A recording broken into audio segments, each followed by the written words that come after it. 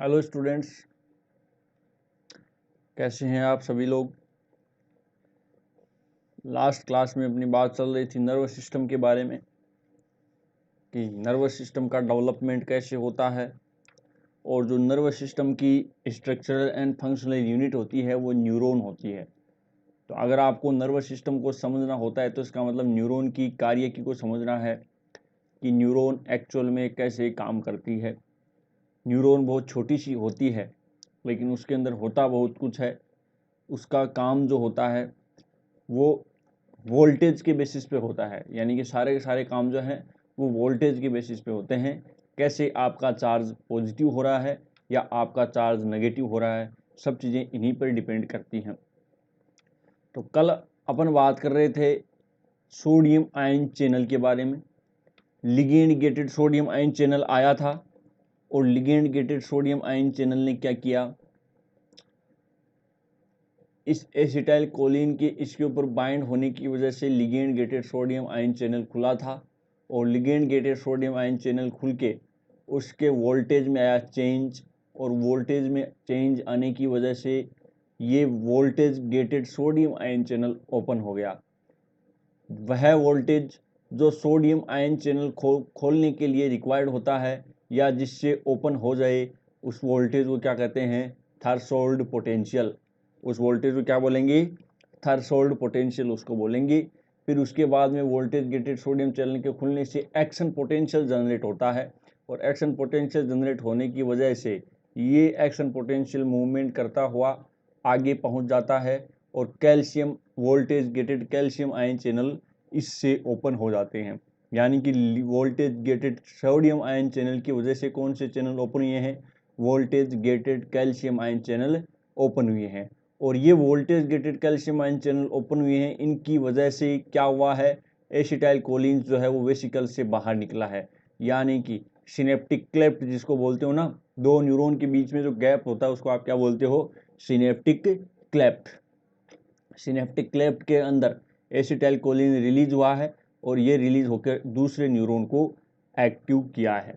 तो ये बातें थी अपनी कुछ एक्शन पोटेंशियल के बारे में। नेक्स्ट अपन बात करेंगे कि इसको रेगुलेट कैसे किया जाता है। होपफुली ये चीज़ आपको अच्छे से समझ में आएंगी होंगी। एक बार से मैं आपको फिर से समझाऊंगा। तो देखो, नॉर्मल न्यूरॉन की स्ट्रक्चर मान लो या अपनी प्लाज्मा मेम्ब्रेन की स्ट्रक्चर मान लो, ये ऐसी कुछ स्ट्रक्चर होती है। ठीक है, यहाँ पे मैं आपको सारी चीज़ें एक्सप्लेन कर दूंगा। तो प्लाज्मा मेम्ब्रेन की ऐसी कुछ स्ट्रक्चर है। अब इसके ऊपर देखो क्या होता है, सोडियम पोटेशियम पंप होते हैं जो बहुत ज़्यादा इंपॉर्टेंट होते हैं। यहाँ से 3 सोडियम आयन बाहर जाते हैं और 2 पोटेशियम आयन जो हैं वो अंदर आते हैं। 2 पोटेशियम आयन अंदर आते हैं।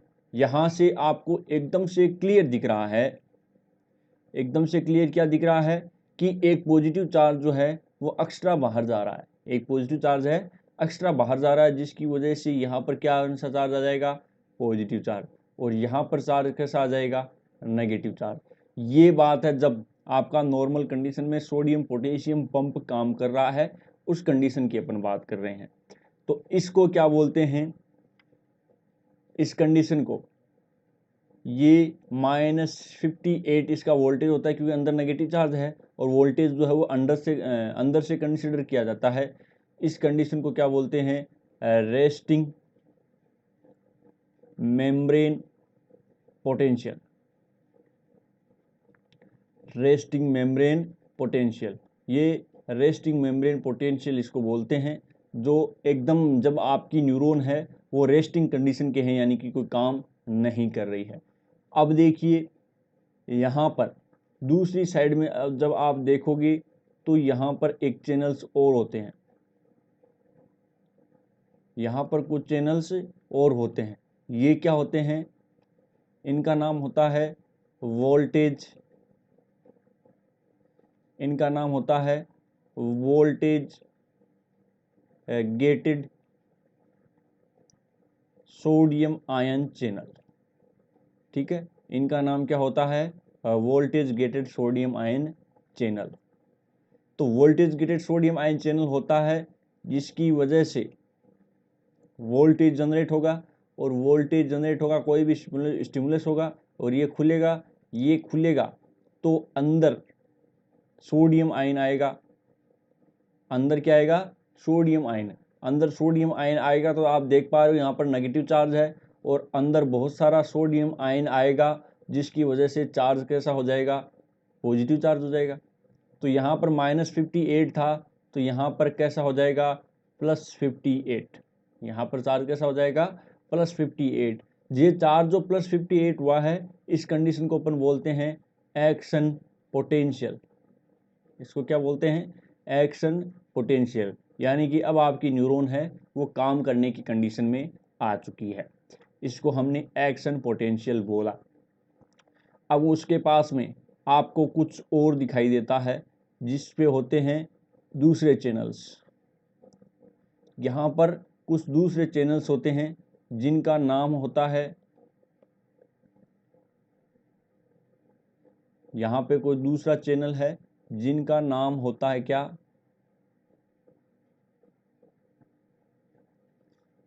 इनका नाम होता है voltage gated potassium ion channel. इनका नाम क्या होता है? Voltage gated potassium ion channel. यहाँ से पोटेशियम आयन है वो बाहर चले जाते हैं, यहाँ से पोटेशियम आयन बाहर चले जाते हैं। ठीक है, फिर इसके पास में ही एक दूसरा चैनल होता है जिसका नाम होता है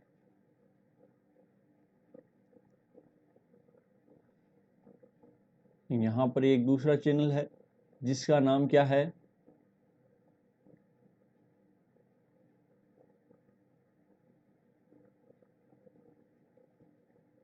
open potassium ion channel. Open potassium ion channel.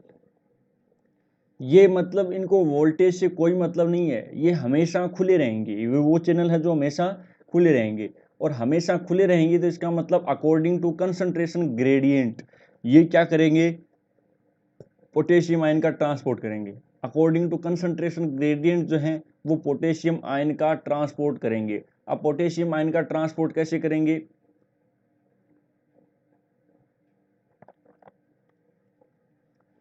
यहां से सबसे पहली कंडीशन में आपने देखा कि रेस्टिंग मेम्ब्रेन पोटेंशियल है वो जनरेट हो चुका है, यानी कि आपकी जो न्यूरॉन है वो रेस्टिंग की कंडीशन में है। आपकी न्यूरॉन को इस कंडीशन में है? रेस्टिंग की कंडीशन में।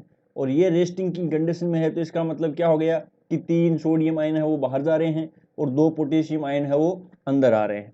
तो यानी कि बाहर है वो ज़्यादा सोडियम आयन की कंसंट्रेशन ज़्यादा हो जाएगी। बाहर जो है सोडियम आयन की कंसंट्रेशन ज़्यादा हो जाएगी।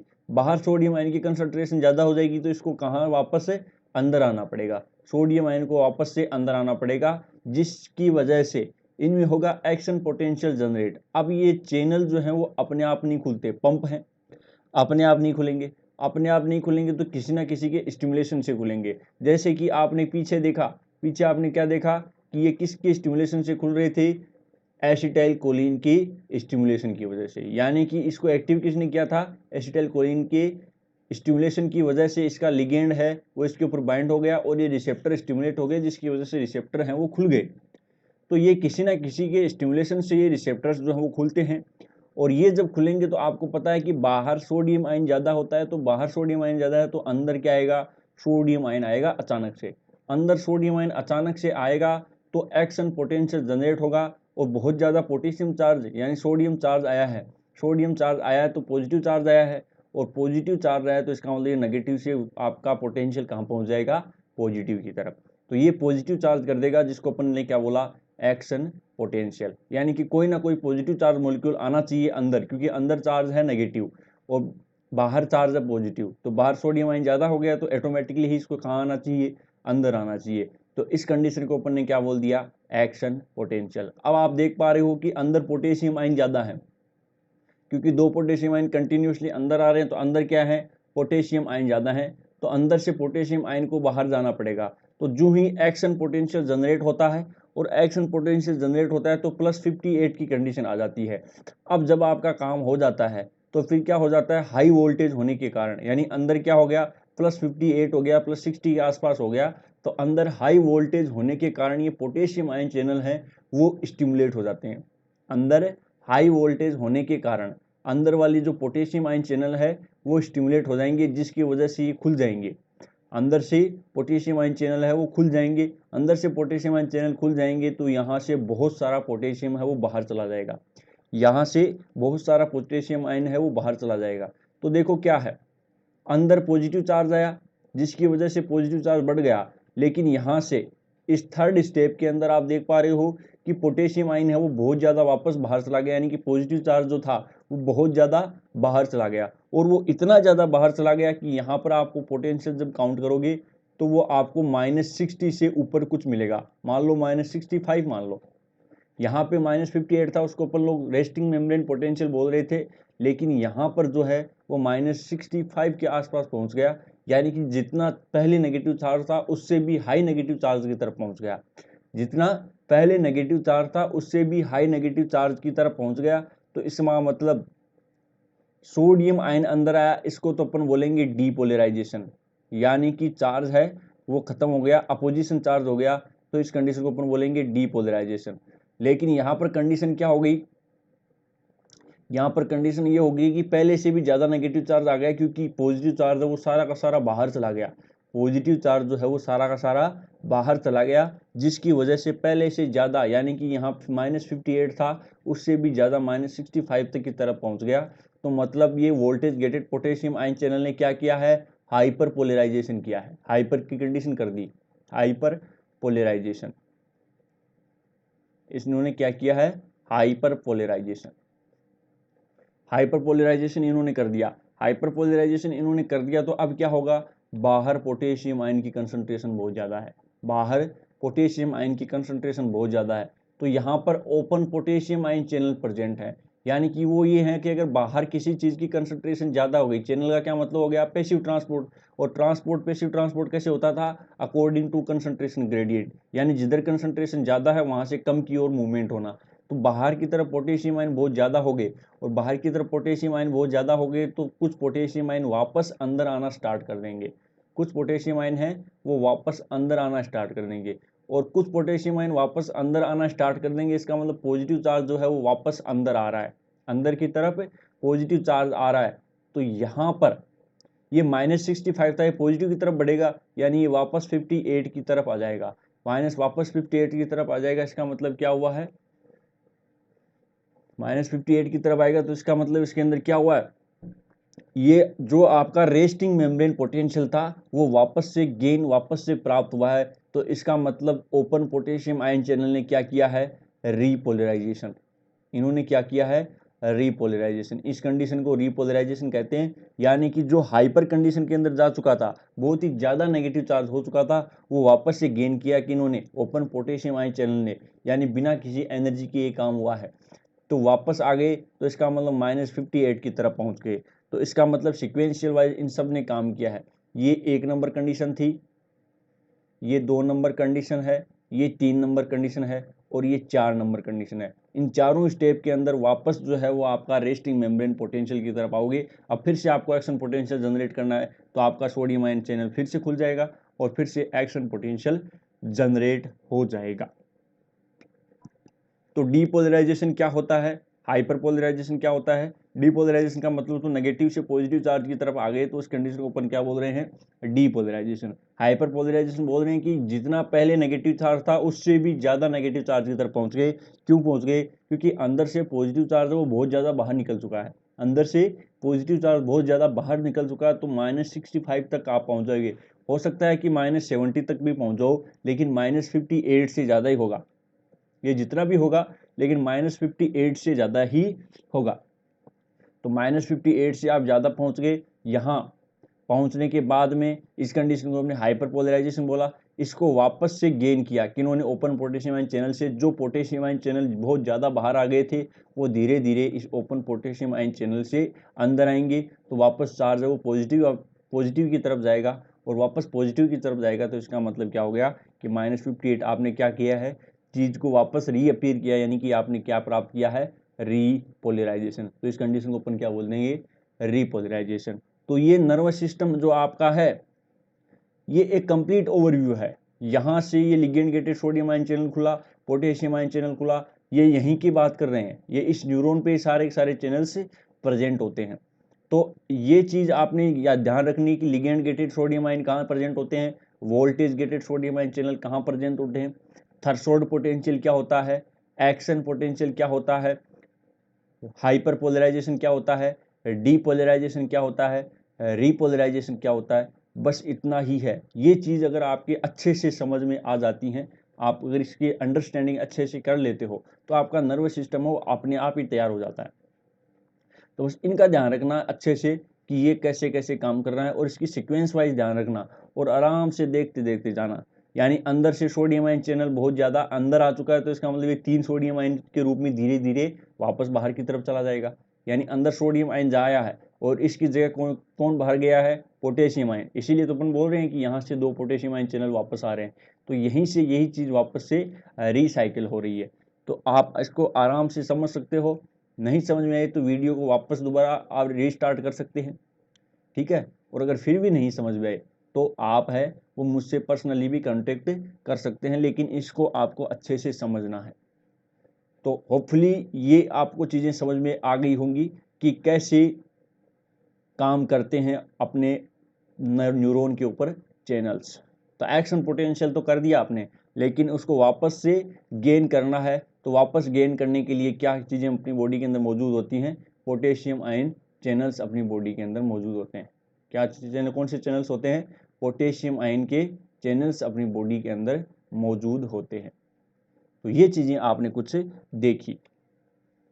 तो इसका मतलब आपने क्या देखा,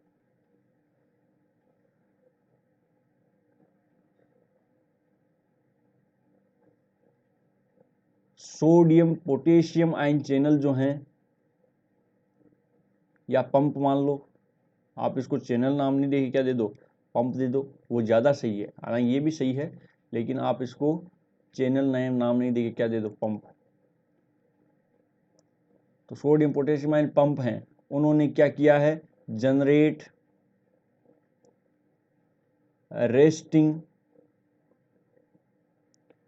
resting membrane, generate resting membrane potential.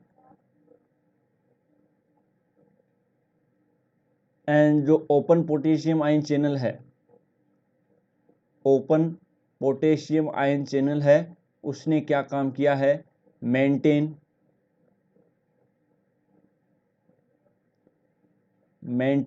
Resting membrane potential. उसने क्या किया है, रेस्टिंग मेम्ब्रेन पोटेंशियल को मेंटेन किया है। Then voltage gated sodium ion channel, voltage gated sodium ion channel, इसने क्या काम किया है, इसने किया है एक्शन पोटेंशियल जनरेट, इसने एक्शन पोटेंशियल जनरेट किया है। देन और कौन सा बच गया, voltage gated potassium ion channel, voltage gated potassium ion channel, इसने क्या काम किया है, हाइपर पोलराइजेशन, इसने क्या काम किया है, hyper polarisation.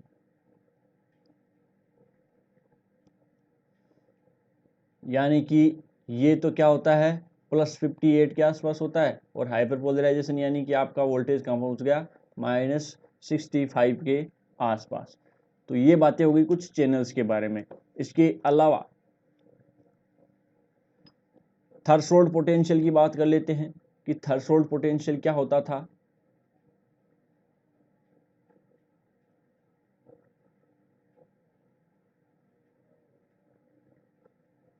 Threshold potential. Threshold potential क्या होता था कि वह potential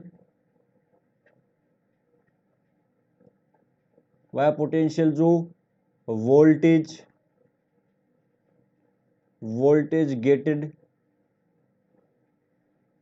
gated sodium ion channel को ओपन कर सकता है।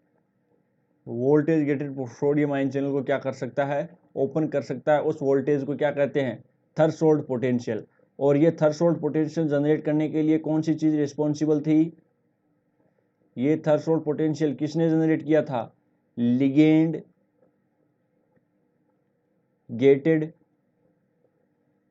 गेटेड सोडियम आयन चैनल्स ने। ये किसने जनरेट किया? Ligand gated sodium ion channels ने। एंड फाइनली क्या हुआ? न्यूरोट्रांसमीटर रिलीज हुआ। फाइनल क्या काम हुआ? न्यूरोट्रांसमीटर रिलीज हुआ। वो किसके रिस्पॉन्स में रिलीज हुआ? वो हुआ voltage gated potassium ion channel की वजह से। वो किसकी वजह से हुआ? Voltage gated calcium ion channel की वजह से। और voltage gated calcium ion channel को किसने खोला था? Voltage gated calcium ion channel को किसने खोला था? Voltage gated sodium ion channels ने। ये मैं वही चीजें आपको नोट करवा रहा हूं जो पीछे मैंने समझा चुका हूं। नई चीज नहीं है, कुछ भी नई चीज नहीं है। ये मैं आपको इसलिए नोट करवा रहा हूं ताकि आप उसको आराम से आज के पढ़ाने के बाद भी अगर वापस दोबारा पढ़ो, रिवीजन करो, तो आपको चीजें आसानी से समझ में आ जाएं। इसलिए मैं आपको नोट करवा रहा हूँ, नई चीजें नहीं लिखवा रहा हूँ। जो पहले समझा चुका हूँ वही चीजें मैंने आपको नोट करवाई हैं।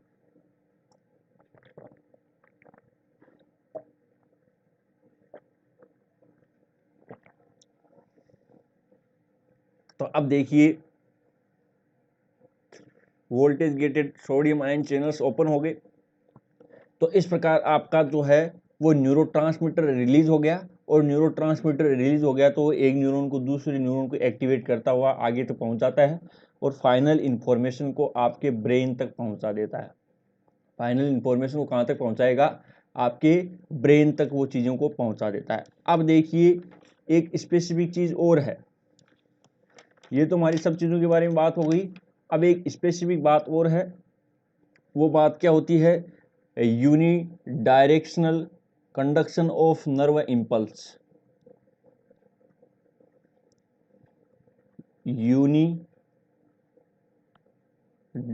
Unidirectional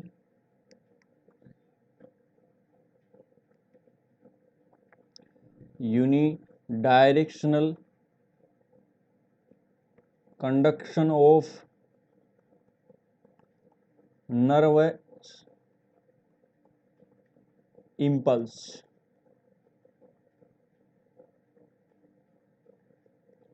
unidirectional conduction of nerve impulse, यानी कि हमेशा मैंने आपको ये बताया है कि यहां पर ये वोल्टेज चल रहा है, यहां पर ये न्यूरॉन के ऊपर वोल्टेज चल रहा है, ये हमेशा इस डायरेक्शन में जा रहा है, यानी कि पीछे से आगे की तरफ जा रहा है। ये वापस पीछे क्यों नहीं आ रहा? ये वापस पीछे क्यों नहीं आ रहा है? ये हमेशा ऐसे आगे की तरफ ही चलता है। कभी भी आप एक्शन पोटेंशियल ऐसे जनरेट होता हुआ दिखाई नहीं बताओगे, यानी कि इस डायरेक्शन में होता हुआ दिखाई नहीं देता है। हमेशा ये ऊपर वाले डायरेक्शन यानी कि पीछे से आगे की तरफ ही नर्व इम्पल्स है वो मूवमेंट करता है। तो इसकी क्या वजह है? इसको अपन बोलते हैं unidirectional conduction of nerve impulse, यानी कि एक ही डायरेक्शन में नर्व इम्पल्स का कंडक्शन होता है। तो ये ऐसा क्यों होता है? यानी कि एक बार अगर एक्शन पोटेंशियल जनरेट हो गया तो फिर वो सारी प्रोसेस से होते हुए गुजरेगा, यानी कि वहां पर हाइपरपोलराइजेशन होगा, डीपोलराइजेशन होगा, रीपोलराइजेशन होगा, और फाइनली रीपोलराइजेशन के बाद में क्या होगा? वापस रेस्टिंग मेम्ब्रेन पोटेंशियल आएगा। यानी कि आप इसका ग्राफ बनाओगे तो आपको ऐसा दिखाई देता है। ये तो होता है मेम्ब्रेन पोटेंशियल, मेम्ब्रेन पोटेंशियल, और ये होता है टाइम। यहां पर क्या है, रेस्टिंग मेम्ब्रेन पोटेंशियल। मानो यहां पर क्या है, रेस्टिंग मेम्ब्रेन पोटेंशियल। अब यहां पर रेस्टिंग मेम्ब्रेन पोटेंशियल है, इसका मतलब आप क्या लिखोगे, -58।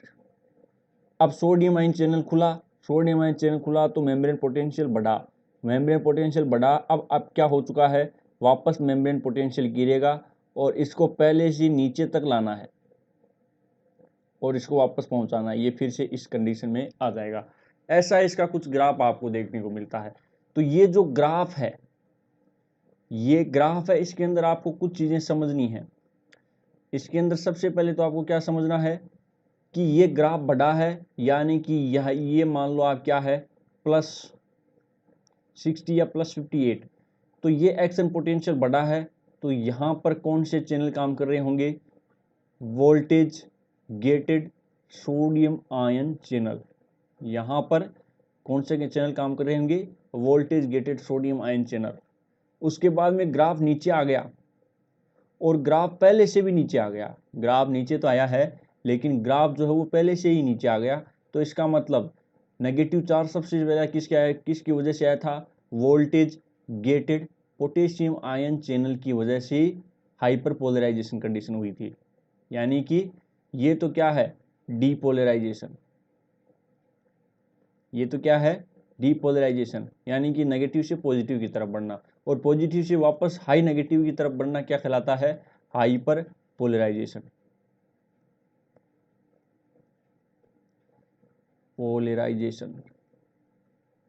तो यानी कि यहां पर और भी ज्यादा नेगेटिव है, इससे और भी ज्यादा नेगेटिव है। मान लो 65 मान लो या 70 मान लो, कितना भी मान लो, लेकिन इससे ज्यादा है, इससे ज्यादा यानी यहां तक आ चुका है। और ये किसकी वजह से आया है, voltage gated potassium ion channel की वजह से। अब ये वापस से रिकवरी हुई है, आप क्या देख पा रहे हो, वापस ग्राफ ऊपर आ रहे हैं, यानी पॉजिटिव की तरफ बढ़ रहा है। पॉजिटिव की तरफ बढ़ रहा है तो यानी पोटेशियम आयन है वो कुछ अंदर वापस आ रहे हैं, जो बाहर चले गए थे सारे सारे वो कुछ अंदर वापस आ रहे हैं। तो यहां पर कौन सी कंडीशन है, ओपन पोटेशियम आयन चैनल। ये किसकी वजह से रिकवरी हुई है, ओपन पोटेशियम आयन चैनल की वजह से। इसको आप बोलते हो रीपोलराइजेशन। इस कंडीशन को आप क्या बोलते हो, रीपोलराइजेशन बोलते हो। अब देखिए, ये जो है वो यूनिडायरेक्शनल नर्वस कंडक्शन होता है। नर्वस का जो कंडक्शन होता है वो यूनिडायरेक्शनल होता है। यूनिडायरेक्शनल का क्या मतलब हो गया, यूनिडायरेक्शनल का मतलब ये हो गया कि ये वापस पीछे की तरफ नहीं जाएगा। यानी कि ऐसा नहीं होगा कि ये ग्राफ ऊपर जा रहा है, ये जो ग्राफ है वो ऊपर जा रहा है तो यहां से वापस आ जाएगा, नहीं, ऐसा कभी भी नहीं होगा। और वो किसकी वजह से नहीं होगा, वो नहीं होगा रिफ्रैक्टरी पीरियड की वजह से। वो किसकी वजह से नहीं होगा, रिफ्रैक्टरी पीरियड की वजह से ऐसा नहीं होगा। रिफ्रैक्टरी पीरियड क्या होता है, नर्व का कंडक्शन का यूनिडायरेक्शनल के अंदर इंपल्स करवाता है। अब रिफ्रैक्टरी पीरियड जो होते हैं वो दो टाइप के होते हैं, एक तो होता है एब्सोल्यूट रिफ्रैक्टरी पीरियड और एक होता है relative refractory period. Relative refractory period,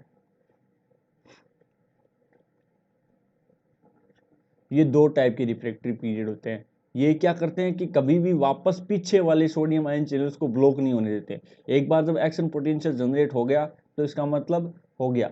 तो इसके अंदर आप सेकंड एक्शन पोटेंशियल है वो कभी भी किसी भी हालत में रिवर्स डायरेक्शन में नहीं दे सकते। सेकंड एक्शन पोटेंशियल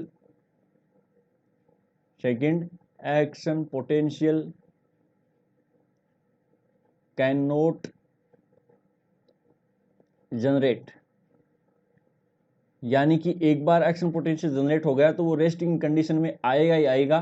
कंटिन्यूसली आप सेकंड एक्शन पोटेंशियल है वो बिल्कुल भी जनरेट नहीं कर सकते। यानी कि अगर आप स्ट्रॉन्ग स्टिमुलस दे रहे हो, यानी दूसरे चैनल्स को भी खोल रहे हो जबरदस्ती, तब भी ऐसा नहीं होगा। लेकिन जो रिलेटिव रिफ्रैक्टरी पीरियड है उसके अंदर होता है कि अगर आपने बहुत ज़्यादा स्ट्रॉन्ग स्टिमुलेशन दे दिया, आपने क्या कर दिया, बहुत ज़्यादा स्ट्रॉन्ग स्टिमुलेशन दे दिया, तो फिर आप सेकंड एक्शन पोटेंशियल है वो आर्टिफिशियली जनरेट कर सकते हो। तो इसके अंदर second action potential action potential can generate किसकी वजह से, स्ट्रॉन्ग स्टिमुलस की वजह से, स्ट्रॉन्ग स्टिमुलस की वजह से आप सेकेंड एक्शन पोटेंशियल है वो जनरेट करवा सकते हो। जैसे कि मान लो थ्रेशोल्ड पोटेंशियल था -30 और आपने उसके साथ में कैसा दे दिया, +80 के वाला दे दिया, +80 वाला कोई भी स्टिमुलस दे दिया, तो अब क्या होगा, एक्शन पोटेंशियल जनरेट हो सकता है। अब किस कंडीशन में क्या हो सकता है, एक्शन पोटेंशियल जनरेट हो सकता है। तो यूनिडायरेक्शनल कंडीशन के अंदर क्या होता है, यूनिडायरेक्शनल एक्शन पोटेंशियल को जनरेट करवाने का काम जो है वो रिफ्रैक्टरी पीरियड करते हैं। रिफ्रैक्टरी पीरियड कभी भी रेस्टिंग पोटेंशियल से पहले पहले है वो सेकंड एक्शन पोटेंशियल जनरेट होने ही नहीं देते।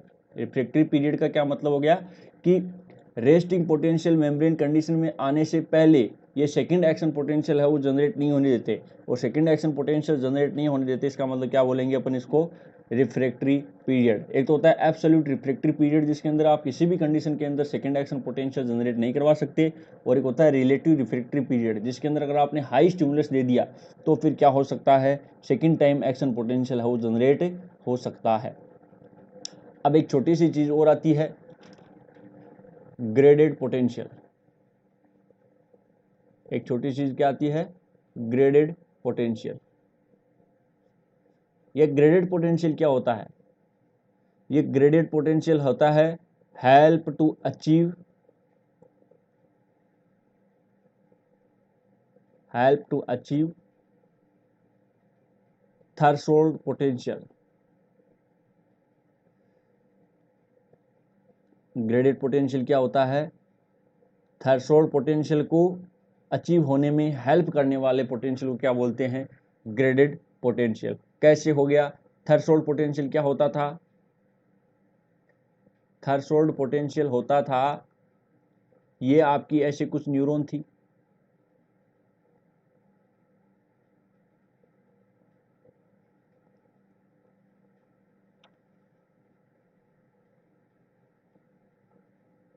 ये ऐसी कुछ न्यूरॉन थी, ये एक्सोन हिल लोब था, और यहां पर ligand gated sodium ion channel था। Ligand gated sodium ion channel की वजह से सोडियम आयन अंदर आए और -30 पहुंचा, और ये क्या था, थ्रेशोल्ड पोटेंशियल। ये क्या था, थ्रेशोल्ड पोटेंशियल। थ्रेशोल्ड पोटेंशियल की वजह से क्या हो गया। अब ग्रेडेड पोटेंशियल क्या होता है, ग्रेडेड पोटेंशियल होता है इस पोटेंशियल को अचीव होने में हेल्प करवाता है। अब इस पोटेंशियल को अचीव होने में हेल्प कैसे करवा सकता है, जैसे कि मान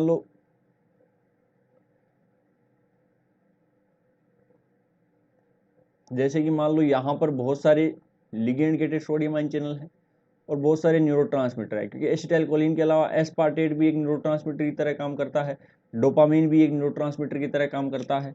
तो एक तो हो सकता है कि एक ही ligand gated sodium ion channel की वजह से बहुत सारे सोडियम आयन चैनल आए और जिसके अंदर क्या हो गया, डायरेक्ट ही -30 पोटेंशियल प्राप्त हो गया, डायरेक्ट ही क्या हो गया, -30 पोटेंशियल प्राप्त हो गया। इस कंडीशन को आप क्या बोलते हो, स्पेटियल समेशन। और एक होता है टेम्पोरल समेशन, यानी कि यहाँ एसिटाइलकोलिन आया जिसकी वजह से न्यूरोट्रांसमीटर आया एसिटाइलकोलिन, जिसकी वजह से सोडियम आयन चैनल खुला, जिसकी वजह से -58 से आप -40 की तरफ पहुंचे। और एक दूसरा आया डोपामीन जो -10 को और घटाया, यानी कि आप -30 की तरफ पहुंचे। इस प्रकार आप किस्तों के अंदर पहुंचे। एक तो ये साधन है कि आप डायरेक्ट ही एक ही स्टिमुलस से वापस डायरेक्टली कहाँ पहुंच जाओ, -30 की तरफ पहुंच जाओ, या फिर आप कुछ किस्तों में धीरे धीरे है वो पॉजिटिव चार्ज की तरफ बढ़ो, कैसे भी बढ़ो, लेकिन आपको अचीव क्या करना है, थ्रेशोल्ड पोटेंशियल। करो चाहे कैसे ही, लेकिन आपको अचीव क्या करना होता है, थ्रेशोल्ड पोटेंशियल को अचीव करना होता है, थ्रेशोल्ड पोटेंशियल की तरफ आपको पहुंचना होता है। तो इस प्रकार से थ्रेशोल्ड पोटेंशियल को जनरेट करने वाला क्या कहलाता है, ग्रेडेड पोटेंशियल। अब जब आप ग्रेडेड पोटेंशियल का समेशन करते हो, समेशन का मतलब क्या होता है, काउंट करते हो, यानी कि कैसे होगा ये ग्रेडेड पोटेंशियल है, वो थ्रेशोल्ड पोटेंशियल को कैसे हेल्पफुल होगा। तो एक कंडीशन तो क्या होती है, स्पेटियल, स्पेटियल समेशन, और एक कंडीशन क्या होती है, टेम्पोरल समेशन।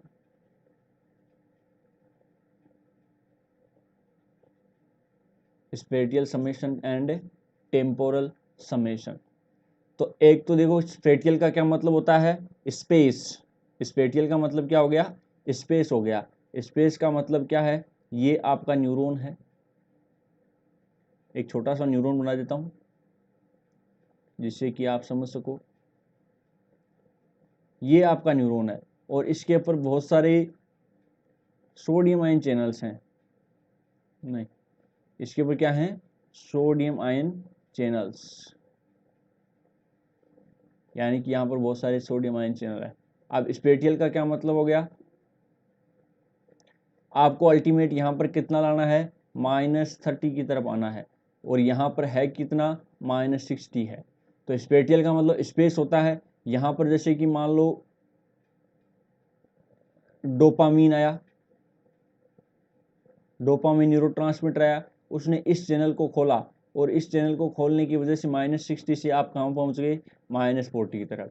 फिर यहाँ पर एसिटाइल कोलिन आया, इसने दूसरे सोडियम आयन चैनल को खोला, जिसके -40 तो ऑलरेडी हो चुका है, आप कहाँ पहुँचे, -30 की तरफ। यानी अलग अलग स्पेस के आपने चैनल खोले, जिसकी वजह से आप कहाँ पहुँचे, -30 की तरफ। यानी कि आपको क्या अचीव हुआ, थ्रेशोल्ड पोटेंशियल, आपको क्या मिला, थ्रेशोल्ड पोटेंशियल। और एक होता है दूसरा टेम्पोरल समेशन। टेम्पोरल का मतलब होता है टाइम, टेम्पोरल का क्या मतलब होता है, टाइम होता है। अब टाइम का क्या मतलब हो गया, देखो temporal for time.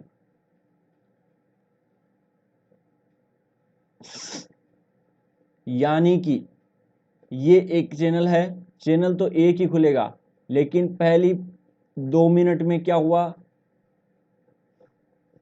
Acetyl choline आया, उसने इस चैनल को खोला और -40 की तरफ आप पहुंचे। उसके बाद में 5 मिनट बाद में फिर से एसिटाइल कोलिन आया और उसने दोबारा स्टिमुलस दिया, तो -35 की तरफ पहुंचे। 15 मिनट बाद में, हालांकि टाइम में बहुत ही ज़्यादा दे रहा हूँ, 5 मिनट बाद में मान लो, 7 मिनट बाद में मान लो, 7 मिनट बाद में फिर से इसने स्टिमुलेशन किया एसिटाइल कोलिन को, और फिर से इस एसिटाइल कोलिन ने सोडियम आयन चैनल को खुला, तो तीसरी टाइम आप कहाँ पहुँच गए, -30। यानी कि 2 साधन हो सकते हैं, एक तो आप एक ही चैनल को अलग अलग टाइम में स्टिमुलेट करो, या फिर आप बहुत सारे चैनल को एक ही स्थान पर बहुत सारे चैनल को स्टिमुलेट करो। अगर आप एक ही स्थान पर अलग अलग टाइम के अंदर चैनल को स्टिमुलेट करके थ्रेशोल्ड पोटेंशियल जनरेट करवा रहे हो, तो वो टेम्पोरल समेशन है। और अलग अलग जगहों से सोडियम आयन चैनल को एंटर करवाकर थ्रेशोल्ड पोटेंशियल को जनरेट करवाने में हेल्प कर रहे हो, तो वो स्पेटियल समेशन कहलाता है। तो इस प्रकार से आपकी 2 टाइप का समेशन था। तो ये अपना नर्वस सिस्टम के बारे में था। लगभग मैं आपको नर्वस सिस्टम के अंदर सारी चीज़ें कवर करवा चुका हूँ। संभावना है कि कितने भी हाई लेवल के क्वेश्चंस आ जाएं, कोई भी कंपटीशन लेवल का क्वेश्चंस आ रहा है, वो आप सब कुछ चीज़ें सोल्व कर सकते हो। अगर आपने समझ लिया कि voltage gated sodium ion channel, ligand gated sodium ion channel, या फिर ये सब कुछ डिपोलराइजेशन, हाइपरपोलराइजेशन, डीपोलराइजेशन ये कैसे मेंटेन करते हैं, अगर आपने इस चीज़ को समझ लिया, तो इसका मतलब आपकी लाइफ टाइम के अंदर ये नर्वस सिस्टम कंप्लीट तैयार हो जाएगा। इसके अंदर हार्ड कुछ भी नहीं है, आपको सीक्वेंस वाइज चलना है और आराम से धीरे धीरे समझना है। वीडियो को आप वापस से रिपीट कर सकते हो, और अगर फिर भी आपको अगर नहीं समझ में आ रहा है तो आप कंसल्ट कर सकते हो, लेकिन इसको तैयार ज़रूर करना, ताकि मैंने जो मेहनत की है वो आगे आपको लाइफ टाइम काम में आती रहे। क्योंकि ये जो है वो कम्पिटिटिव एग्ज़ाम के लिए आपके लिए बहुत ही अच्छे से तैयार हो चुका है, यूँ समझ लो, अगर आपका ये टॉपिक अच्छे से तैयार हो गया तो यहाँ पर अपना नर्वस सिस्टम कंप्लीट हो गया। नर्वस सिस्टम के अंदर अपना इतना ही करेंगे जो लगभग कवर हो चुका है। नेक्स्ट वीडियो में अपन नेक्स्ट टॉपिक की बात करेंगे। तब तक के लिए मिलेंगे नेक्स्ट वीडियो में। Thank you so much.